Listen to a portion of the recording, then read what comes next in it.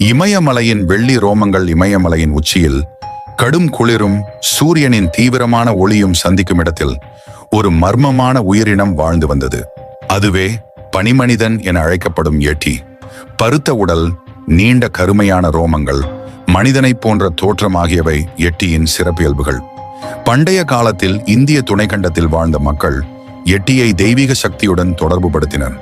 இமயமலையின் அடிவாரத்தில் ஒரு சிறிய கிராமம் இருந்தது. அங்கு வாழ்ந்த மக்கள் இயற்கையுடன் இணைந்து வாழ்ந்தனர். அவர்கள் இமயமலையின் வளங்களை மதித்து பயன்படுத்திக் கொண்டனர். ஆனால் அவர்களுக்கு மலை உச்சியில் வாழும் மர்மமான உயிரினம் பற்றிய ஐதீகங்கள் இருந்தன. அவர்கள் அதை ஹிமவான் என அழைத்தனர். ஹிமவான் மனிதர்களை தாக்கியதில்லை, மாறாக அவர்களை அச்சுறுத்தாமல், அவர்களது வாழ்வில் தலையிடாமல் தனியாக வாழ்ந்து வந்தது. ஆனால் அவர்களுக்கு ஹிமவான் பற்றிய பயம் இருந்தது. அவர்கள் ஹிமவானை தெய்வீக சக்தியுடன் தொடர்பு